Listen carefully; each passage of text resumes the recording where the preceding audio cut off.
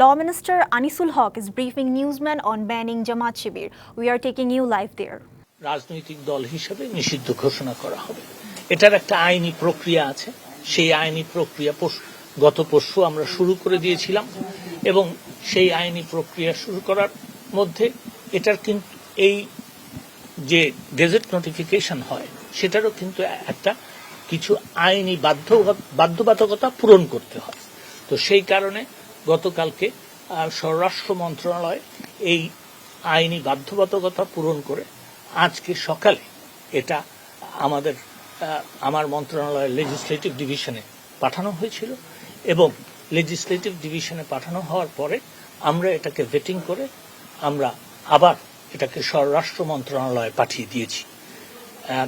আমার মনে হয় যে কিছুক্ষণের মধ্যেই স্বরাষ্ট্র মন্ত্রণালয় এই গেজেট নোটিফিকেশন পাবলিশ করে দিবেন। সরকার এই সিদ্ধান্ত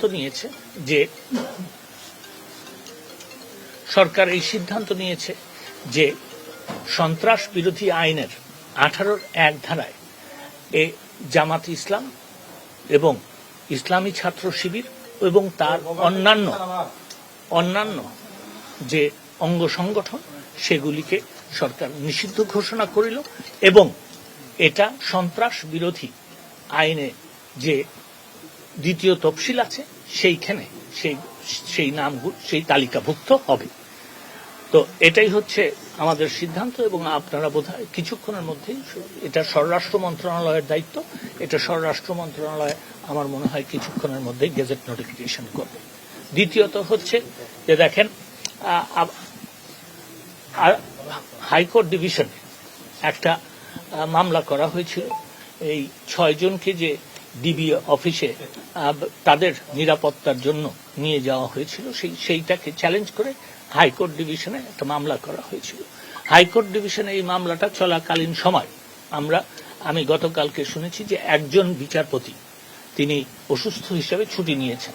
আমি গতকালকে পর্যন্ত জানতাম যে তিনি অসুস্থ হিসেবে একদিনের ছুটি নিয়েছেন।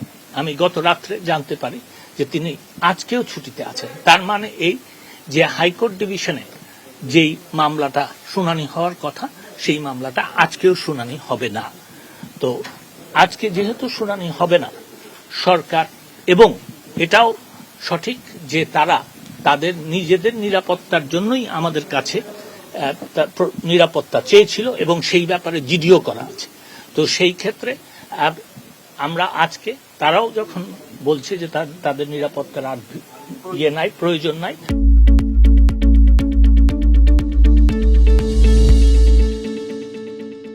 তো তাদেরকে আমরা থেকে তারা চলে যাওয়ার ইচ্ছা যখন প্রকাশ করে তারা চলে যাওয়ার আমরা চলে যেতে কোনো বাধা দিইনি এবং তারা চলে গেছে। সেটাও আপনাদেরকে জানানো প্রয়োজন। আরেকটা কথা আমি বলে দিই, সেটা হচ্ছে যে দেখেন একটা কথা উঠেছে যে গণহারে আপনার এই গ্রেফতার চলছে।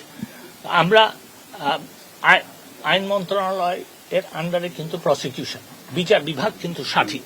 তো আমরা যেটা করেছি সেটা হচ্ছে প্রসিকিউশনকে আমি নির্দেশনা দিয়েছি যে প্রত্যেকটা ফরওয়ার্ডিং যেগুলি হবে সেইগুলি দেখে যারা এটা ঘটনার সাথে সম্পৃক্ত নয়, যারা এইচএসসি পরীক্ষার্থী, যারা আপনার মাইনর, এদেরকে যেন বেল দিয়ে দেওয়ার ব্যাপারে, জামিন দেওয়ার ব্যাপারে প্রসিকিউশনই আপনার উদ্যোগী হয়ে তাদেরকে জামিন দেওয়ার ব্যবস্থা করে। তো আমি এই 3টা নিয়েছি। কিন্তু আমি আরেকটা কথা বলতে চাই যে বাংলাদেশে আইন আছে, যে অপরাধ করেছে সে কিন্তু আইনের আওতায় এসেছে এবং আইন তার নিজস্ব গতিতে চলবে। আপনাদের সকলকে ধন্যবাদ। স্যার, একটা ছোট ক্লিয়ারিফিকেশন, এই যে সন্ত্রাস বিরোধী আইনে আপনারা করছেন, এখন একজনকে কি সরকার অপরাধী হিসেবে শাস্তি দিতে পারে কিনা আদালত ছাড়া? আপনারা তো চিহ্নিত করছেন সুনির্দিষ্ট প্রমাণের ভিত্তিতে। এটা যদি যেই আইনের কথা বলছেন ইন্টারন্যাশনাল ক্রাইমস ট্রাইব্যুনাল অ্যাক্ট,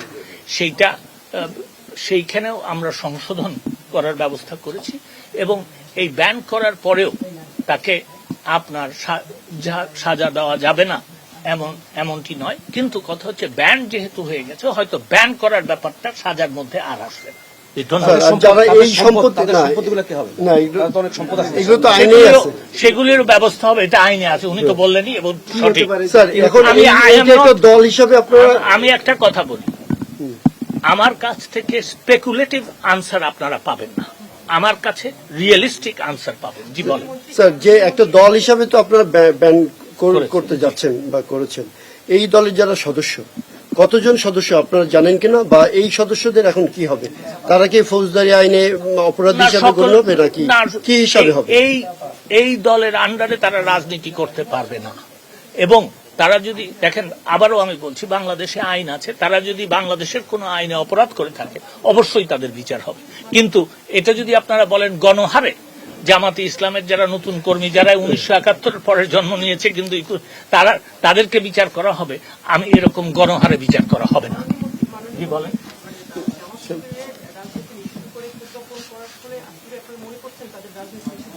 দেখেন, আন্ডারগ্রাউন্ডে যেতে পারে, আন্ডারগ্রাউন্ডে অনেক দল গেছে, অনেক দলের কি হয়েছে আপনারা নকশালবাড়ির আপনারা যা ইতিহাস জানেন, তো সেটা অনেক দল যেতে পারে আন্ডারগ্রাউন্ডে, কিন্তু আমি আগেও বলেছি সেইটাকে মোকাবেলা করার মতন প্রস্তুতি আমাদের আছে। ধন্যবাদ, আমি আর কোনো প্রশ্ন নেব না।